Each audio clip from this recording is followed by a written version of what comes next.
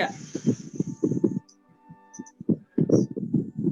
Baik, terima kasih. Bismillahirrahmanirrahim. Assalamualaikum warahmatullahi wabarakatuh. Orientasinya adalah berpusat pada peserta didik atau Learning Student Center, di mana kurikulum ini mengolah, mengacu, berpatokan dasar pengolahan perubahan peserta didik, ya, untuk berpusat pada peserta didik.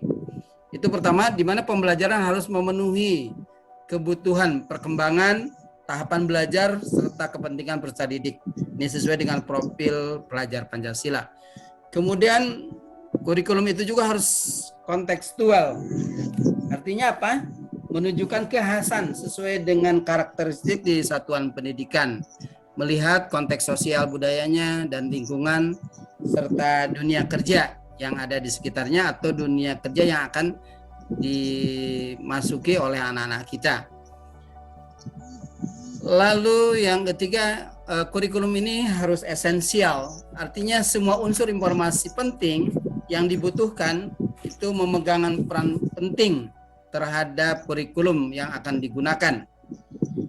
Artinya apa?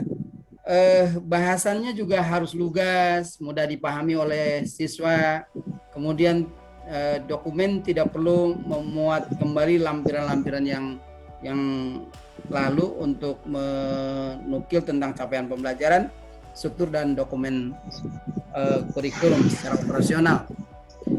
Baik, saat penegasan semua dalam konteks esensial, semua unsur informasi yang penting yang dibutuhkan ya tentang kurikulum di satuan pendidikan itu harus diperoleh dengan baik. Lalu yang berikutnya tentang akuntabel, artinya apa? Dapat dipertanggungjawabkan basic datanya. Ini data yang aktual, data yang bisa dipertanggungjawabkan. Yang kelima tentang melibatkan berbagai pemangku kepentingan. Di sini untuk kurikulum di satuan pendidikan melibatkan komite satuan pendidikan dan berbagai pemangku kepentingan. Misalnya ya orang tua, organisasi yang terkait, kemudian koordinasi dengan dinas pendidikan yang berada di provinsi ataupun kabupaten kota dan pemangku kepentingan lain. Mungkin itu saja yang bisa saya sampaikan. Mohon maaf tidak terlalu ini, kalau kita buka aja acara tanya jawab. Silakan mungkin penanya pertama barang 2 orang.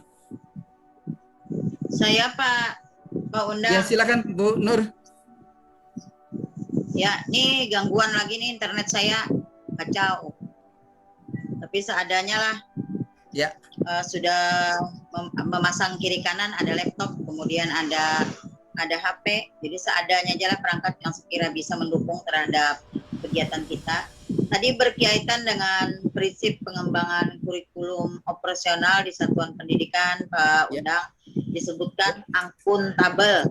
Kira-kira contoh real yang ada di sekolah atau di satuan pendidikan itu seperti apa contoh real yang dapat dipertanggungjawabkan karena berbasis data dan aktual. Itu saja Pak Undang, mungkin bisa kita pecahkan contoh-contoh. Baik, terima kasih. Bagus pertanyaannya. Menyangkut akuntabel, pertama kita harus datanya yang akurat ya, data kondisi sekolah itu sendiri. Misalnya kalau mengadopsi atau mengambil data lingkungan sekitar, maka kondisi lingkungan itulah yang diakomodir. Misal kalaulah sekolahnya berada di daerah kebun sawit, setidak-tidaknya bisa di kurikulumnya juga memasukkan muloknya tentang perkebunan yang kaitannya dengan situ. Kemudian mungkin manajemen perkebunan bisa disisipkan di ekonominya atau mata pelajaran ekonomi, sehingga tadi anak agak terbekali. Kalaulah anak studi lanjut tidak melanjutkan dan bekerja di dunia industri di daerah perkebunan,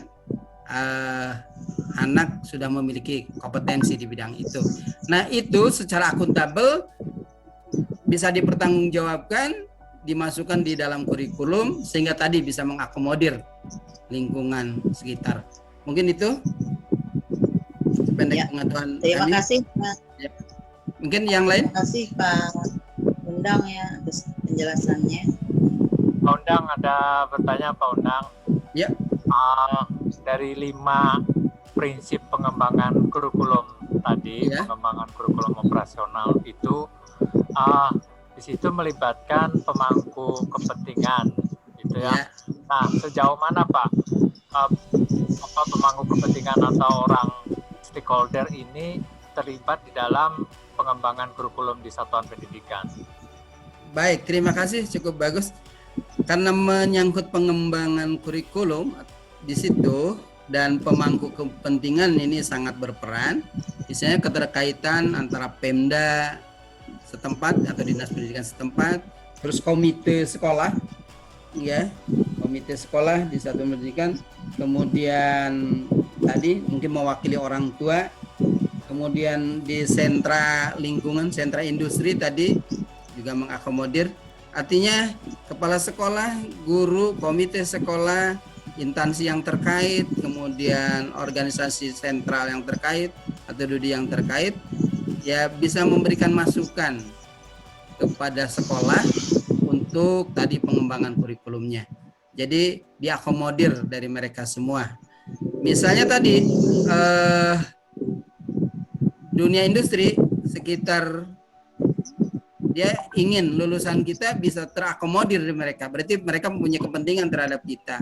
Nah, bekal apa yang harus disiapkan untuk anak-anak didik kita biar tadi kompetensi yang diinginkan oleh dunia industri itu bisa memenuhi standar mereka. Ini juga satu program yang cukup berat dengan harus banyak referensi. Artinya kompetensi Bapak Ibu guru untuk membekali anak tersebut sehingga tadi kalau tidak studi lanjut dia bisa bekerja di perusahaan. Artinya perusahaan mempunyai kepentingan terhadap kita, kita juga memberi kepentingan terhadap mereka. Artinya simbiosis, mutualisme, saling menguntungkan. Mungkin itu Pak. Ya. Baik Bapak Ibu, terima kasih atas keikutsertaannya, perhatiannya, dan mungkin kita bisa lebih lanjut nanti di acara sesi lain. Cukup sampai di sini saja. Saya akhiri. Terima kasih. Assalamualaikum warahmatullahi wabarakatuh. Selamat siang. Salam. Waalaikumsalam warahmatullahi wabarakatuh.